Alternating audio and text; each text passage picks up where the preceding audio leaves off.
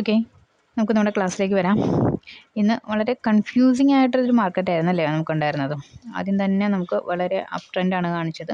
ഇവിടെ കയറി നിന്ന് നമുക്കൊരു ട്രേഡ് എടുക്കാൻ പറ്റുന്ന ഒരു സിറ്റുവേഷൻ ആയിരുന്നില്ല. നമ്മുടെ നിഫ്റ്റിയും ബാങ്ക് നിഫ്റ്റിയും ഒക്കെ നമുക്കൊരു ഡയറക്ഷൻ തരാതെ അത് മൂവ് ചെയ്തുകൊണ്ടിരുന്നു. നമ്മുടെ സ്ട്രൈക്കിലേക്ക് വരുമ്പോഴത്തേക്കും നമുക്കിന്നൊരു ആക്റ്റീവ് ട്രേഡ് എന്ന് പറയാനായിട്ടൊരു ട്രേഡ് ഉണ്ടായില്ല.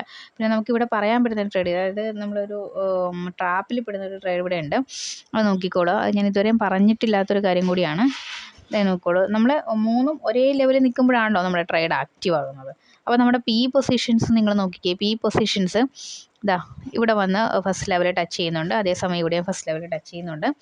ദെൻ അതേസമയം ഇവിടെ സി പൊസിഷനിൽ ഒരെണ്ണം ഫസ്റ്റ് ലെവൽ ടച്ച് ചെയ്യുന്നുണ്ട്. ഓക്കെ, അപ്പോൾ ആ ടച്ചിങ് നിങ്ങൾ ശ്രദ്ധിക്കണം. ഇവിടെ ടച്ചിങ് അങ്ങനെയല്ല വരുന്നത്.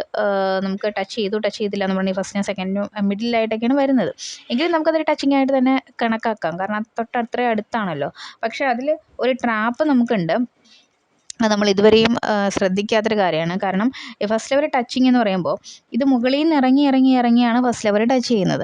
അങ്ങനെയാണെങ്കിൽ തിരിച്ച് ഓപ്പോസിറ്റ് ഡയറക്ഷനാണ് നമ്മുടെ ട്രേഡ് എപ്പോഴും വരിക അല്ലേ. ഫസ്റ്റ് ലെവൽ ടച്ച് ചെയ്യുമ്പോൾ പിന്നെ അവിടുന്ന് നേരെ ഓപ്പോസിറ്റ് ഡയറക്ഷൻ, അല്ലാണ്ട് നേരെ സെയിം ഡയറക്ഷനിലേക്കല്ല പോകുന്നത്. അതാണ് നമ്മളുടെ സ്ട്രാറ്റജി എന്ന് പറയുന്നത്. അപ്പോൾ താഴത്തേക്ക് ഇറങ്ങി ഫസ്റ്റ് ലെവൽ ടച്ച് ചെയ്യുമ്പോൾ നേരെ ഓപ്പോസിറ്റ് റിയാക്ഷൻ, മുകളിലേക്ക് പോകണം. അങ്ങനെ തന്നെയാണ് ഈ പി ട്രേഡ് എങ്ങനെയാണ് വന്നിരിക്കുന്നത്? മുകളിൽ നിന്ന് ഇറങ്ങി ഫസ്റ്റ് ലെവൽ ടച്ച് ചെയ്യുമ്പോൾ ഇത് മുകളിലേക്ക് പോകണം അല്ലേ. താഴത്തേക്ക് ഇറങ്ങി ഫസ്റ്റ് ലെവൽ ടച്ച് ചെയ്യുമ്പോൾ മുകളിലേക്ക് പോകണം. അപ്പോഴത്തേക്ക് എന്താണ്, ഇത് രണ്ടും മൂന്നും ഒരുമിച്ച് നമ്മുടെ ഫസ്റ്റ് ലെവൽ ടച്ച് ചെയ്യുന്നുണ്ട്. പക്ഷേ ഓപ്പോസിറ്റ് റിയാക്ഷൻ എന്ന് പറയുന്നത് ഇത് വന്ന് ഫസ്റ്റ് ലെവൽ ടച്ച് ചെയ്യുമ്പോൾ, പി ട്രേഡുകൾ വന്ന് ഫസ്റ്റ് ലെവൽ ടച്ച് ചെയ്യുമ്പോൾ മുകളിലേക്ക് പോകും, അതായത് സി കയറും. ഓക്കെ, ഇവിടെയും ഇത് താഴത്തേക്ക് ഇടിഞ്ഞ് വന്ന് ഫസ്റ്റ് ലെവൽ ടച്ച് ചെയ്യുമ്പോൾ മുകളിലേക്ക് കയറും. അതുപോലെ തന്നെയാണ് സിയിലും സംഭവിച്ചത്. ഇറങ്ങി ഫസ്റ്റ് ലെവൽ ടച്ച് ചെയ്യുന്നുണ്ട്, അപ്പോൾ മുകളിലേക്ക് കയറണം. അപ്പോൾ ഒരേ സമയത്ത് സിയും പിയും കൂടി മുകളിലേക്ക് കയറില്ല. ആ സമയത്താണ് കൺസോൾട്ടേഷൻ സംഭവിക്കുക. അവിടെ കുറേ ടൈം കൺസോൾട്ടേഷൻ അവിടെ അങ്ങനെ സംഭവിക്കുന്നുമുണ്ട്. ഓക്കെ, അത് കഴിഞ്ഞിട്ടാണ് സിയിലൊരു റിയാക്ഷൻ വരുന്നത്. ഞാൻ പറഞ്ഞിരുന്നു സി ഇനി കൊടുക്കണ്ടെന്ന് പറഞ്ഞിരുന്നു, കാരണം ഇതൊരു റിസ്ക് സി ആണ്. നമ്മൾ അവിടെ വെച്ചിട്ട് നമുക്കൊരു പി ട്രെൻഡാണ് കൂടുതലായിട്ട് സംഭവിക്കാൻ സാധ്യതയുള്ളത്. കാരണം ഇവിടെ നമുക്ക് നമ്മുടെ സ്ട്രാറ്റജി പ്രകാരം ട്രെൻഡൊന്നും ഇല്ല. 3 ട്രെൻഡുകൾ അവൈലബിൾ ആയിട്ട് വരുന്ന ഒരു സിറ്റുവേഷൻ ഇല്ല. ദെൻ പിന്നെ നമുക്കുള്ളതെന്ന് വെച്ച് കഴിഞ്ഞാൽ ഇത്രയും പി കണ്ടോ, പി ഇടിഞ്ഞ് ഓക്കെ സി മുകളിലേക്ക് കയറി ഒരുപാട് ക്രോസ് ചെയ്തിട്ടുണ്ട്. അതായത് സി ട്രെൻഡ് ഇനി കാണിക്കുന്നേ ഇല്ല. സി ട്രെൻഡ് എല്ലാം ക്രോസ് ചെയ്തിരിക്കുകയാണ് അല്ലേ. എല്ലാം ക്രോസ് ചെയ്ത് നിൽക്കുകയാണ്. ഇനി പി ട്രെൻഡുകളാണെങ്കിൽ മാക്സിമം ഇടിഞ്ഞിട്ടുമുണ്ട്. പിന്നെ ഏകദേശം ഇവിടെയൊക്കെ എത്തിയപ്പോഴത്തേക്ക് ഞാൻ പറഞ്ഞിരുന്നു ഇനിയൊരു പി ട്രെൻഡ് ആയിരിക്കും സംഭവിക്കുക, സി ട്രെൻഡിന് വലിയ സാധ്യതകളില്ല എന്നുള്ളത് പറഞ്ഞിരുന്നു. ദെൻ അപ്പോൾ നമുക്ക് വീണ്ടും അതായത് സി ചെറുതായിട്ടൊന്ന് മൂവ് ചെയ്യാനുള്ള സാധ്യതകൾ ഞാൻ പറഞ്ഞിരുന്നു. അതായത് ഇവിടെ നമുക്ക് പി ഇടിഞ്ഞ് നിൽക്കുകയാണെങ്കിൽ പോലും, സി മാക്സിമം കയറി നിൽക്കുകയാണെങ്കിൽ പോലും ഏകദേശം ഈ ഒരു റേഞ്ച് എത്തിയപ്പോഴത്തേക്ക് ഞാൻ പറഞ്ഞിരുന്നു നമുക്ക് എന്താണ് ഏകദേശം ഇവിടെ എത്തിയപ്പോൾ പറഞ്ഞിരുന്നു ഇനി നമുക്കൊരു പി ട്രെൻഡാണ് സംഭവിക്കുക. സി മേ ബി സംഭവിച്ചേക്കാം, കുറച്ചും കൂടി ഒരു സി സംഭവിച്ചിട്ട് പിന്നെ ഒരു പി ട്രെൻഡിലേക്ക് അത് പോയേക്കാമെന്ന് പറഞ്ഞിരുന്നു, അല്ലെങ്കിൽ കൺസോൾട്ടേറ്റ് ചെയ്തേക്കാമെന്ന് പറഞ്ഞിരുന്നു. സീനെ കോൺസെൻട്രേറ്റ് ചെയ്യരുതെന്ന് പറഞ്ഞിരുന്നു. അപ്പോൾ ഇവിടുന്ന് ഈ പറഞ്ഞ പോലെ കുറച്ച് നേരം പി ആക്റ്റീവായി, ചെറുതായിട്ടൊന്ന് സി ആക്റ്റീവായതിനു ശേഷം പിന്നീട് മാർക്കറ്റ് ഇടിയുന്നുണ്ട്. അതിന് ശേഷം ഒരു ബുള്ളിഷ് ക്യാൻഡിലുണ്ട്. അപ്പോൾ ഈ ബുള്ളിഷ് ക്യാൻഡിൽ നമ്മൾ ട്രാപ്പ് ചെയ്യാനായിട്ടുള്ള ബുള്ളിഷ് ക്യാൻഡിലാണ് ഞാൻ പറഞ്ഞിരുന്നു. അതിന് ശേഷം വരുന്ന സി ഒന്നും നമ്മൾ എടുക്കാൻ പാടില്ല, കാരണം എവിടുന്ന് വേണമെങ്കിലും അത് ഇടിഞ്ഞേക്കാം, താഴേക്ക് പോയേക്കാം. അപ്പോൾ നല്ല രീതിയിലൊരു ബൾക്ക് സി കാണുന്നു എന്ന് കരുതി നമ്മൾ പെട്ടെന്ന് കയറി സി ട്രെൻഡ് എടുത്തു കഴിഞ്ഞാൽ അത് ഏത് പോയിന്റിൽ വെച്ച് എവിടെ വെച്ച് വേണമെങ്കിലും അത് നമുക്കൊരു വലിയ ഫോളോ ഉണ്ടാകാം. അപ്പോൾ ഈ ഒരു വലിയൊരു സി ട്രെൻഡ് കണ്ട് പിന്ന് കട്ട് ചെയ്ത് അല്ലാണ്ട് സിയിലേക്ക് പോയിട്ടുണ്ടെങ്കിൽ എന്താണ്, ആ ഒറ്റ ലൈനേ ഉള്ളൂ അവിടെ ഒരു സി ട്രെൻഡ്. ദെൻ അതിനുശേഷം അതിനേക്കാൾ വലിയതായിട്ട് അത് ഫോളും ക്രിയേറ്റ് ചെയ്യുന്നുണ്ട്. അതുകൊണ്ട് നമ്മളുടെ ഒരു ഓപ്പർച്യൂണിറ്റി കഴിഞ്ഞ് കഴിഞ്ഞാൽ പിന്നെ നമ്മൾ ആ ഒരു സെയിം ഡയറക്ഷനിലേക്ക് കോൺസെൻട്രേറ്റ് ചെയ്യാതിരിക്കുന്നതാണ് നല്ലത്. അപ്പോൾ നമ്മൾ ഓപ്പർച്യൂണിറ്റി കഴിഞ്ഞു ഇല്ലയോ എന്നുള്ളത് നമുക്ക് ഈ ഒരു വേൾഡ് ലൈൻ സ്ട്രാറ്റജി വെച്ച് മനസ്സിലാകും. കണ്ടോ, ഓൾറെഡി നമ്മളുടെ സി ലൈൻസ് എല്ലാം ബ്രേക്ക് ചെയ്തു അല്ലേ. ബാങ്ക് നിഫ്റ്റിയുടെ സി ലൈൻസ് ഓൾറെഡി 2-3 ക്യാൻഡിൽസ് തന്നെ ബ്രേക്ക് ചെയ്തു. പിന്നെയുള്ള നിഫ്റ്റിയുടേതും ഇതുപോലെ തന്നെ ബ്രേക്ക് ചെയ്തു, 2 സി ക്യാൻഡിൽസും ബ്രേക്ക് ചെയ്തു. പിന്നെ നമുക്ക് നോക്കാൻ കഴിയുന്നത് പി മാക്സിമം ഇടിയുന്നവരെയും സി കയറിക്കൊണ്ടിരിക്കാം എന്നുള്ളതാണ്. ബാങ്ക് നിഫ്റ്റിയുടെയും സി ഏകദേശം ഇവിടം വരെയൊക്കെ വന്നിട്ടുണ്ടായിരുന്നുള്ളൂ. ഓൾറെഡി ഈ ഒരു പി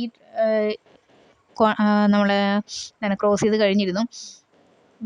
നിഫ്റ്റിയുടെ ആണെങ്കിൽ ക്രോസ് ചെയ്തിട്ടില്ല, ഫസ്റ്റ് ലെവലിൽ നിന്ന് കൺസോൾട്ടേറ്റ് ചെയ്യുക. അത് മാക്സിമം ഇടിഞ്ഞ് ഇവിടം വരെ എത്തുന്നവരെ നമ്മളുടെ സി മൂവ് ചെയ്തേക്കാം. അങ്ങനെ ഒരു കോൺസെപ്റ്റ് കൂടി ഉണ്ട്.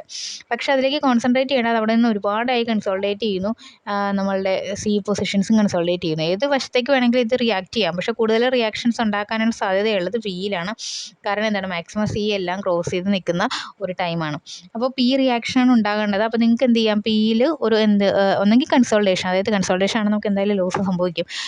ഇത് പിന്നെ എക്സ്പയറി അല്ലായിരുന്നത് കൊണ്ട് മിഡ് ക്യാപ്പിൽ എടുക്കാൻ പാടില്ല എന്ന് പറഞ്ഞിട്ടുണ്ട്. ബാക്കിയുള്ള ഐറ്റത്തിന് ഒന്നും എക്സ്പയറി ഇന്നല്ലാത്തത് കൊണ്ട് നമുക്ക് വേറെ ഏതിൽ വേണമെങ്കിലും നമുക്ക് ട്രേഡ് എടുക്കാം. നിയറസ്റ്റ് എക്സ്പയറി എന്ന് പറയുന്നത് ഫിനിഫ്റ്റിയാണ്. അപ്പോൾ ഫിനിഫ്റ്റിയിലേക്ക് നമുക്ക് ട്രേഡ് എടുക്കാം. അപ്പോൾ നമ്മൾ ചെറിയ സ്റ്റോപ്പ് ലോസ് വെച്ചിട്ട് ട്രേഡ് എടുക്കുകയാണെങ്കിൽ നമുക്ക് എന്ത് ചെയ്യാൻ പറ്റും, നമ്മളുടെ മേ ബി ഇത് 50-50 ചാൻസാണ്, കൺസൾട്ടേഷൻ ഓർ ഫോൾ എന്നുള്ളത് 50-50 ചാൻസാണ്. സിയിലേക്ക് എന്തായാലും കോൺസെൻട്രേറ്റ് ചെയ്യേണ്ട. സിയിലേക്ക് കോൺസെൻട്രേറ്റ് ചെയ്ത് കഴിഞ്ഞാൽ നമുക്ക് എന്താണ്, നമ്മൾ ട്രാപ്പിംഗ് സി ആയിട്ടത് മാറും. അപ്പോൾ നമ്മളൊരു സ്റ്റോപ്പ് ലോസ് വെച്ച് പിയിൽ കോൺസെൻട്രേറ്റ് ചെയ്യുന്നു. പി അത് കൺസോൾട്ടേഷൻ ആണെങ്കിലും എന്ത് ചെയ്യും, നമ്മുടെ സ്റ്റോപ്പ് ലോസ് ഹിറ്റ് ആവും. ദെൻ നേരെ ഓപ്പോസിറ്റ് സി റിയാക്ഷൻ ആണെങ്കിൽ സ്റ്റോപ്പ് ലോസ് ഹിറ്റ് ആവും. പക്ഷേ സി നമുക്ക് സംഭവിച്ചു കഴിഞ്ഞാൽ ഇതെവിടെ നോക്കൂ, ഞാൻ നിങ്ങളോട് പറഞ്ഞിരുന്നു സിയിലേക്ക് കോൺസെൻട്രേറ്റ് ചെയ്യേണ്ടതെന്ന് പറഞ്ഞിരുന്നു. ഏകദേശം ഈ ഒരു റേഞ്ച് എത്തിയപ്പോൾ ഞാൻ പറഞ്ഞിരുന്നു ഒരു പി ആയിരിക്കും സംഭവിക്കാനായിട്ട് സാധ്യത, അല്ലെങ്കിൽ കൺസോൾട്ടേഷൻ ആയിരിക്കും സംഭവിക്കുക. സി സംഭവിക്കുകയാണെങ്കിൽ നമ്മുടെ ബോൾ ലൈൻസൊക്കെ ക്രോസ് ചെയ്യുകയാണെങ്കിൽ നല്ലൊരു സി സംഭവിക്കാമെന്ന് പറഞ്ഞിരുന്നു. പക്ഷേ ഇവിടെ വെച്ച് തന്നെ ഉടനടി ചിലപ്പോൾ ഒരു സി സംഭവിക്കും, അതിന് ശേഷമായിരിക്കും ചിലപ്പോൾ പി സംഭവിക്കാമെന്ന് പറഞ്ഞു. അത് 1-2 ക്യാൻഡിൽസ് കൂടെ സി ഞാൻ പ്രതീക്ഷിച്ചിരുന്നു. അതുപോലെ ഇവിടെ ഒരു 1-2 ക്യാൻഡിൽസ് സി ഫോം ചെയ്തിട്ടുണ്ട്, ഒരു 3 ക്യാൻഡിൽ ഫോം ചെയ്തിട്ടുണ്ട് സി. അതിനുശേഷം അത് പി റിയാക്ഷൻ കൊടുത്തിട്ടുമുണ്ട്. പെട്ടെന്നാണ് ഇവിടുന്ന് ഒരു വലിയൊരു ബുള്ളിഷ് ക്യാൻഡിൽ ഉണ്ടാകുന്നത്. ഈ ഒരു ബുള്ളിഷ് ക്യാൻഡിൽ നമ്മളെ ട്രാപ്പ് ചെയ്യാനുള്ള ബുള്ളിഷ് ക്യാൻഡിലാണ്. ആ ഒരു ബുള്ളിഷ് ക്യാൻഡിൽ നമ്മൾ കോൺസെൻട്രേറ്റ് ചെയ്താൽ എവിടെ വെച്ച് വേണമെങ്കിലും പി സംഭവിക്കാം. കാരണം ഈ ഒരു റിയാക്ഷൻ ഇവിടെ ഉണ്ടാകേണ്ടതല്ല. ഇവിടെ നിന്ന് ഇത്രയും ബുള്ളിഷ് ക്യാൻഡിൽ ഉണ്ടായി. അത് കണ്ട് സിയിലേക്ക് കോൺസെൻട്രേറ്റ് ചെയ്തിട്ടുള്ളവരെല്ലാം ട്രാപ്പായിട്ടുണ്ട്. അവിടെ ഒരു പി ഏത് നിമിഷം ഈ ഒരു സമയം തൊട്ട് എപ്പോൾ വേണേലും പി സംഭവിക്കാനായിട്ട് അതിന് സാധ്യതയുള്ളതാണ്. കൂടിപ്പോയാൽ 1-2 ക്യാൻഡിൽസ് മാത്രമാണ് നമുക്ക് സി പ്രതീക്ഷിക്കാൻ പറ്റുക. ഞാൻ ഇൻഫോം ചെയ്തിരുന്നു 1-2 ക്യാൻഡിൽസ് കൂടെ സി വരാം. അത് സി വന്നതിന് ശേഷം ഫോൾ കാണിച്ചിട്ടുണ്ട്. പിന്നീട് ഒരു റിയാക്ഷൻ ഇവിടെ സിയിലുണ്ടായി. അത് കണ്ട് സിയിലേക്ക് നമ്മൾ എടുത്ത് ചാടിയാൽ നല്ല രീതിയിൽ ഫോൾ അവിടെ സംഭവിച്ചിട്ടുണ്ട്. അപ്പോൾ സിയുടെ റേഞ്ച് കഴിഞ്ഞു എന്നുള്ളത് നമുക്ക് ബോൾ ലൈൻ പറഞ്ഞു തരും. അതിനുശേഷം സിയിലേക്ക് കോൺസെൻട്രേറ്റ് ചെയ്യേണ്ട കാര്യമേ ഇല്ല. പിന്നെ ഒരു കൂടുതലും കൺസോൾട്ടേഷനാണ് അവിടെ ഉണ്ടാകേണ്ടത്. പക്ഷേ ഇവിടെ ഒരു ഫോൾ ഉണ്ടായിട്ടുണ്ട്. പക്ഷേ ഏറ്റവും ലാസ്റ്റാണ് ആ ഒരു ഫോൾ ക്രിയേറ്റ് ചെയ്തിരിക്കുന്നത്. ഓക്കെ, ആ ബോൾ ലൈൻ സ്ട്രാറ്റജിയിലേക്ക് ജോയിൻ ചെയ്യാൻ താല്പര്യമുള്ളവർക്ക് താഴെ ലിങ്ക് കൊടുത്തിട്ടുണ്ട്, ജോയിൻ ചെയ്യുക. സ്ട്രൈക്ക് പ്രൈസ് മാത്രമാണ് പെയ്ഡ് ആയിട്ടുള്ളത്. ഇൻഡെക്സ് ലെവൽസ് ഫ്രീ ആണ്, അതിലേക്ക് ജോയിൻ ചെയ്യാം. ഓക്കെ.